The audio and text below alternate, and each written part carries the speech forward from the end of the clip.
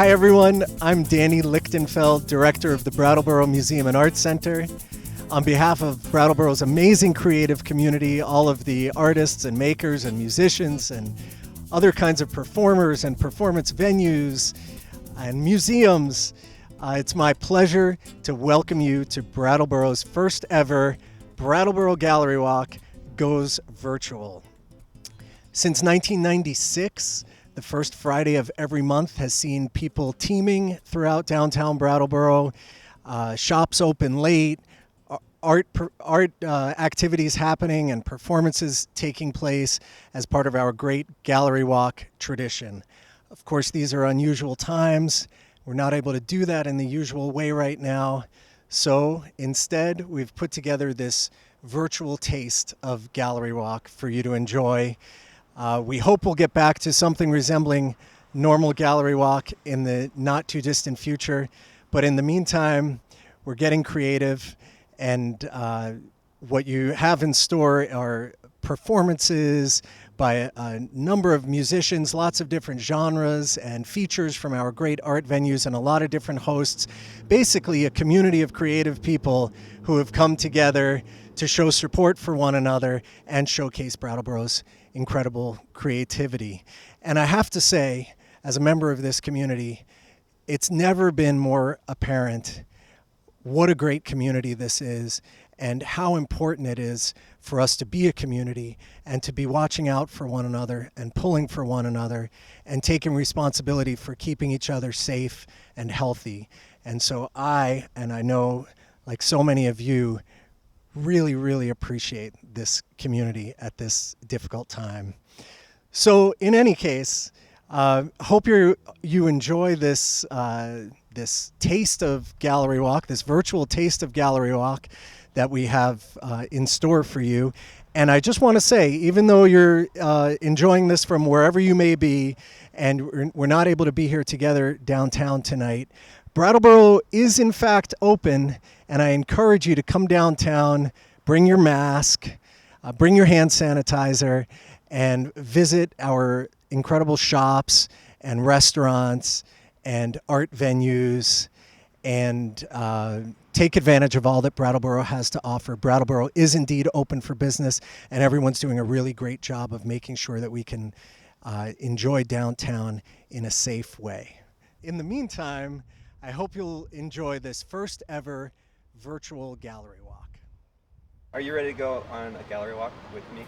Always, Rob. Okay, I'm ready to go with you. To gallery walk with you anytime. Really? Oh, okay, yeah. Let's go right now. I first want to appreciate the beautiful paint job that the kids did on the. Oh, the kids did that? Oh, I saw a couple of there's a bunch of others. That does look very nice.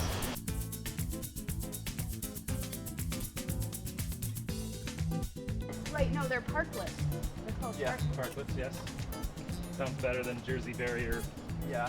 They're Jersey barrier eating areas.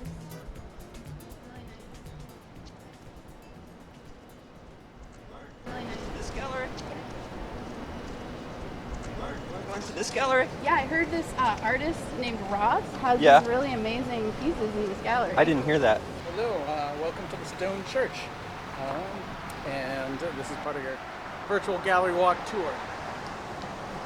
Come on in. Tonight we're preparing for the Gaslight Tinkers live stream. Dan's on the video switcher here. Yep. Tell the people what we're doing. We're showing the different cameras one at a time so that people can see different parts of the band while they're doing their thing. So we've got 5 cameras up here. If you look at the preview, they look like this, and then we can pick between them. Here's the sound and light booth. So we have Aaron on sound and Jason on lights tonight. Howdy. I'm Aaron. You want to tell them a little bit about what you're doing? Yeah, let's see. We've got about 32 channels in and a bunch of monitors up there, six monitor stands. That's the house, and we're sending a live stream stereo signal to the internet. That's about it. Yeah, so with lights, we have 4 par cans on either side and some pretty awesome rogue wash lighting on either side to really light up the band and give a full spectrum across the board. so everyone can see everything all the time. We do have some tricks up top with some rogue spots that have a lot of gobos, a lot of patterns and colors. And I just get to sit here and flip knobs and make different colors happen and make people feel different things. So that's what you'll be seeing.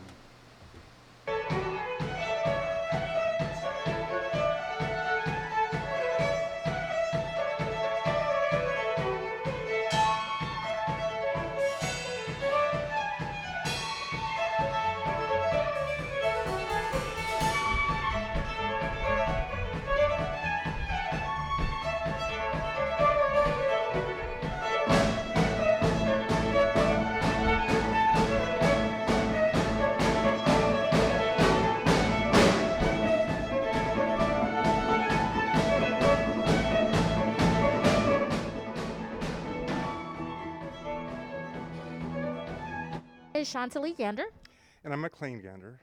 and we're here inside of Vermont Artisans. Vermont Artisans has been here for 48 years, and I'm sure most of you may be familiar, we are on in the showroom right now. That's also attached to a kitchen store, but also there are some treasures upstairs.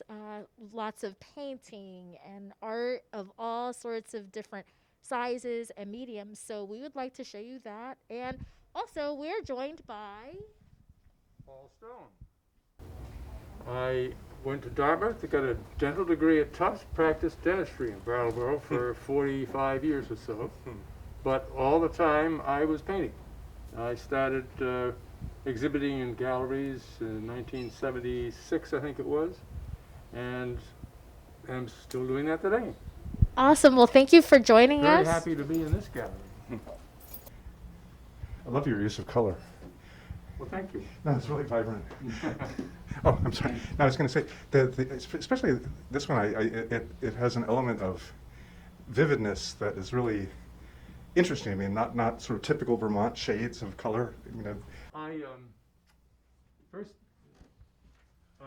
perceived, I guess, conceived this idea of multiple silos when I drove by a farm just maybe 20 miles west of Dorset in Vermont, out in the country there. Well, there's a great farm that has 8 silos. And I said, 8, that's an octave. Your use of purple or violet in this one with the cows, it's really Well, striking to me. well, again, there's too much green in that. It needs Right, it something, needs a little something to. right. But I look at it, I say, I've never seen that color exactly. I mean, maybe Right. on a lilac tree, but Yeah, right. how'd you come up with that? Green and purple have a wonderful camaraderie. Yeah. Visually and they're very comfortable together, aren't they? Yeah, Yeah. Visually, definitely. they're not complementary colors, but they don't complement one another, but they work well together. Well, And then I love There's probably another word for that. No, and you bring in the sort of, I don't know what the color names, you know, like ochre or umber or whatever, the cows, you know, like that soft kind of brown that you. That Guernsey brown. Yeah, exactly. And it really, and it's such a wonderful blend. Would you call that life size?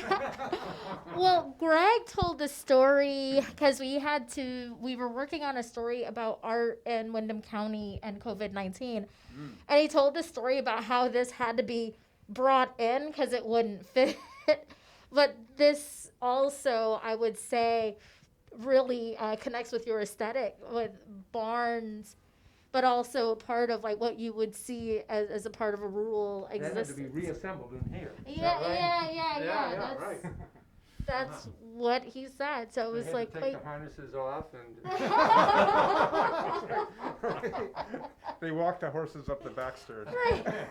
Yeah. But, no, I do love this room, though. I mean, and I think that part of what I really like about a lot of Vermont art is how it is grounded in the rural nature of the state, and in what you were saying, Paul. You know, like a sense of place, and you know, and you've been here, you know, your whole life. But for me, that's part of what, for me, is as an artist, is so important too. Is that sense of being a Vermont poet, a Vermont writer. You know, I mean, I don't know if you feel the same way, Shanta. No, not necessarily. I mean, it's my aesthetic's a bit different because I am not a rural person, even though I have rural roots, which is quite interesting because America, I think it's easy for America to forget its rural roots, especially if you grow up in a city. And so there's always this thing or this mythology about what happens in rural life versus what happens in city life, and kind of looking down upon. I grew up in Hartford, Connecticut, and I like abandoned places a lot. I would have to say Vermont. I'm thankful and grateful for Vermont because it introduced me to all these different abandoned structures, and then I went on to, other places like around the world actually to try to capture abandoned places. Well, I think your imagination is at work there, isn't it? When you see that, you begin to have that sense of what happened here. What was there was life here, obviously, human life. Yeah. What happened? Why? No, it's Yeah. kind of, I've always loved, old country graveyards that have been abandoned, that have been sort of abandoned, or you see cellar holes in the mountains sometimes. I mean, old settlements that are up in places like Halifax, or there are tons. I can take you to one on my street. But I do think one thing I love about your work is the way it kind of has a sense of place, but also some kind of playfulness with that. Some sort of, I don't know if that makes sense to you, but there's a way in which you're not just capturing it, you're kind of Putting my spin on it. So to yeah, speak. yeah, exactly. But I like that. I actually like that because in terms of like spin on place or a sense of place, I try to look at urbanscape as something that is magically real. Like instead, like what would you say about the streets of Hartford? Like we know what the news says about the streets of Hartford, Connecticut, but what do you do when you try to think of, let's say, childhood, which sometimes can be a wreckage, or when you think about a city, like an urbanscape and cityscape, and like what do imagine was going on there, and sometimes trying to reimagine that. So I work with some of that too. So you're right, like definitely the thing about, imagination being at play in what you do. So I don't think that is unique, however, to rural writers or Right. rural. I think the imagination is something all creative people exercise. Or actually everybody. I think That's true. Yeah, right? That's like true. there's a way that one of the things when I was a part of the Arts Council of Wyndham County, one of the things we were trying to do these forums on creativity and the imagination. So we ran those for a couple years and thinking about demystifying for people the whole idea of artists are creative, and thinking about everything from like how someone may get dressed in the morning, or how they may cook food, or we're going by something and we want to make up a story because we don't know what's going on inside of there, right? When my wife is in the kitchen preparing a meal, I say, aha, the artist is in her studio. Yes. And that's absolutely right. Yeah. So I think that's also one of the special things about Gallery Walk as well in this region, because you get to see so many different ways of creativity at work, at play. Actually, several years ago, Greg allowed me to put a Polynesian dancer in his window who was like dancing and performing during Gallery Walk. So things like, it was so cool. It was so cool. So like thinking and talking about sense of place, like how do we think about stretching the bounds of our imagination of place and how it inspires us, and also how we inspire the landscape as well. I'm Greg at Vermont Artisan Designs. It's really been good to have everybody come around on a virtual gallery walk with us today. We've got a lot of things going on. Vermont Artisan Designs is open 7 days a week, and from noon until 4, and also by appointment. We've also got a really special guest out here tonight, Degray, who is sort of an unsung hero or a sung hero, depending on who you are, who does all of the flowers and all the watering and all the deadheading and all the plantings of the flowers around town. And Dick just does an amazing job. He and his wife Missy are indispensable to not only Gallery Walk, but to town in general. So we're grateful to have him around. How many hours do you spend, Dick? About 45 hours a week. That's a A lot of time goes into this and people don't understand about making the town look good. So Start at 3 o'clock in the morning. A little 6:30 in the morning. Take a break. Come back in the afternoon and evening. Work on flowers. Wow. And it's appreciated by the locals, tourists. Had a lot of comments just today. People taking my picture today. Oh, that's nice. So it's the encouragement that keeps me going. Well, that's good. I think it's a great thing for not only downtown, but for the town of Brattleboro. Indeed. So I've had a couple offers to move to someone else's town to do it. I gotta stay here. Good. Thank you. We're not giving you up. All right. Thanks, Dick. Thank you so much for joining us here with Paul, myself, and MacLean Charles Gander at the Vermont Artisans and during Gallery Walk. And we are about to go to check out the Gaslight Tinkers. So get ready to dance.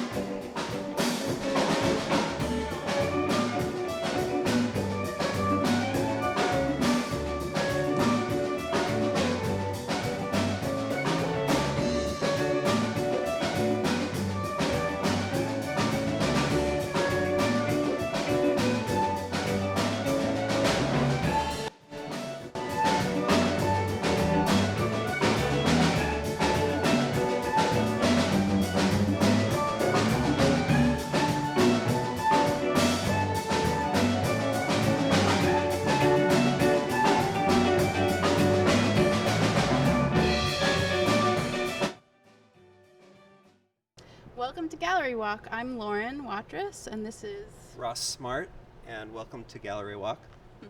And we're gonna go check out Harmony Collective. Which is right there. Hey, Kate.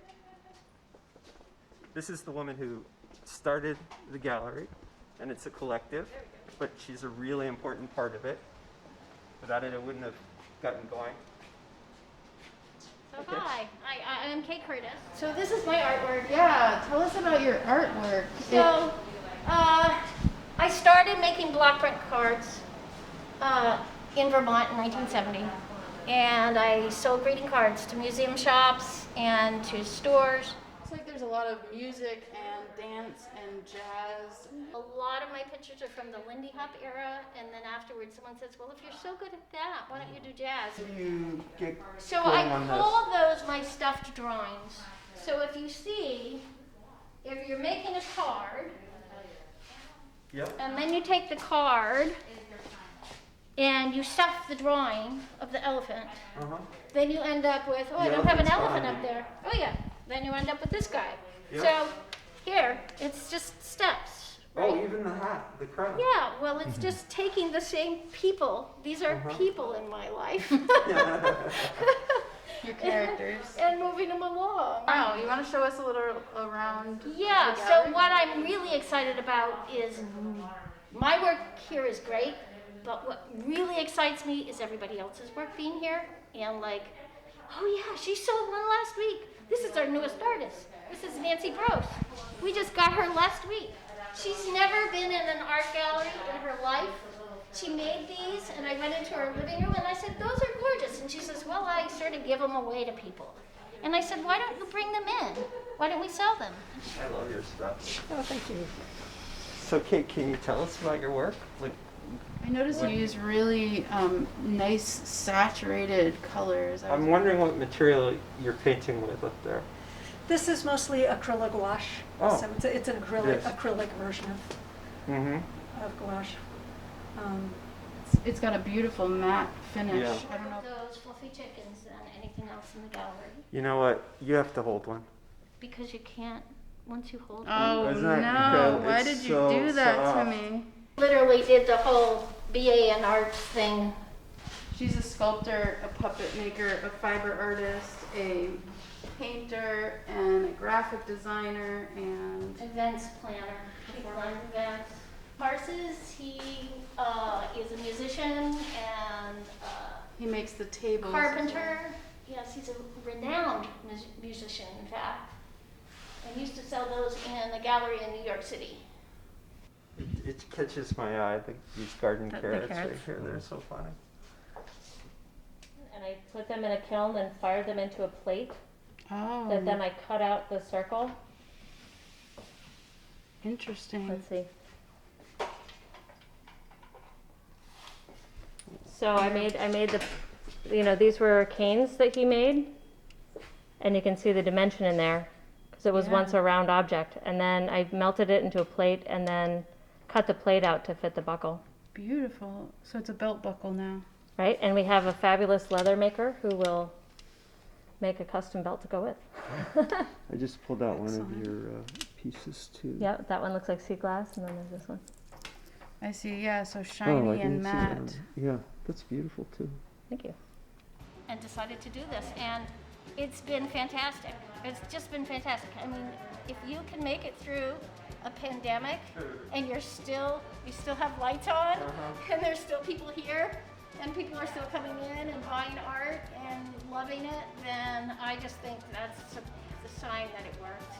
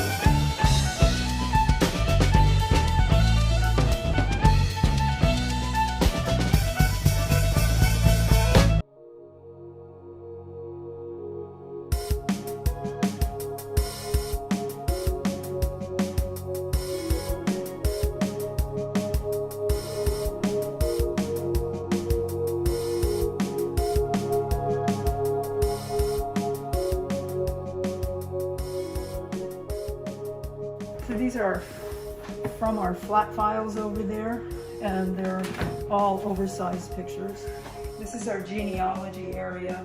These are the business personalities, organizations, schools.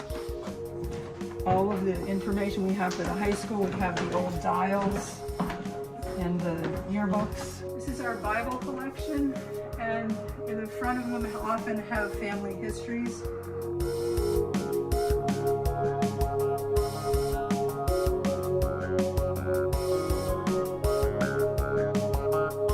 These are more extra large photos that we can't scan. These are vital statistics before 1950. These are all our books that relate to Brattleboro or Vermont. We just did a social studies presentation for the Brattleboro Historical Society.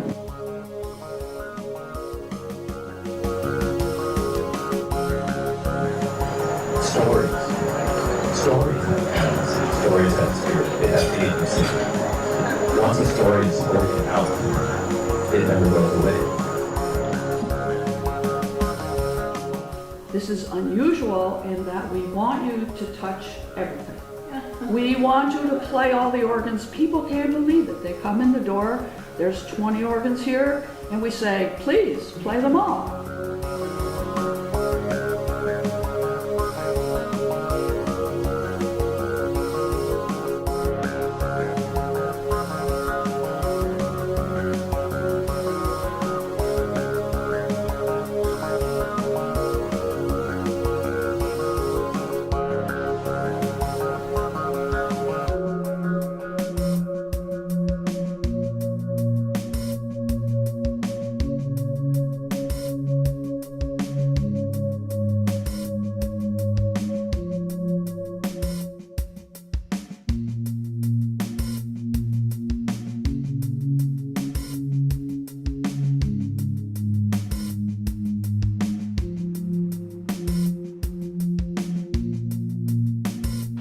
got it, guys. Yeah. Net, you can stop the pruning. Oh, I have a feeling, though, the Vietnam veterans are being looked upon not so much as bad guys anymore. I think accepted that the country, I think, is starting to finally heal. I mean, I think a lot of people say Packer's Corner. That's what I've always heard. Yeah, Packer's Corner. We came because we had enough education, we had enough talk, and we just wanted to learn how to work with our hands, you know, with our bodies. And if there was hatred out there, I think it was probably knee-jerk, and it was not based upon any knowledge of us and who we were.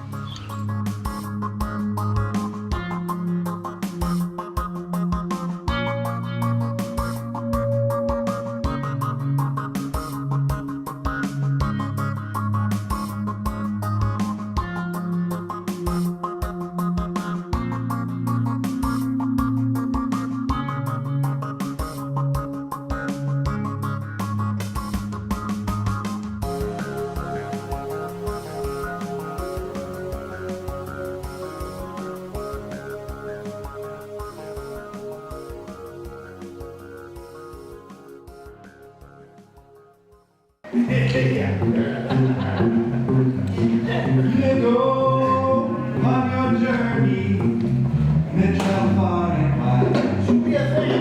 The sea, inside my heart. The sea goes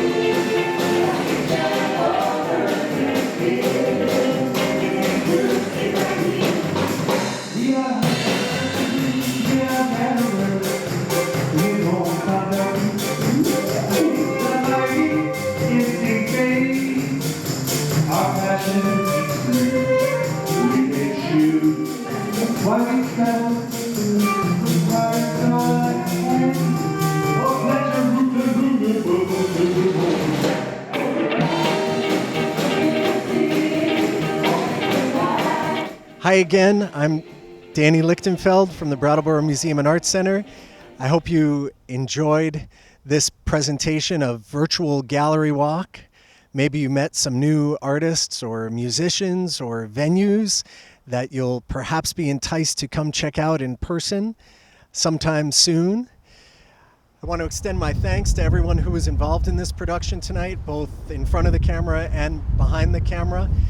And I just want to put in a plug one more time for everyone watching to make a point of coming to downtown Brattleboro and supporting our artists and supporting our businesses and our art venues. We can all really use that at these times, and bring your masks, bring your hand sanitizer, and I think you'll find that everyone's doing a really great job of being respectful and keeping each other safe. There will be additional screenings with new content from this virtual gallery walk on the next few Fridays at 6 p.m. on BCTV. And Gallery Walk itself has a new Facebook page, so make sure to find that and like that to stay apprised of what's happening with Gallery Walk as the weeks and months roll on. Thank you again, and I look forward to seeing you soon.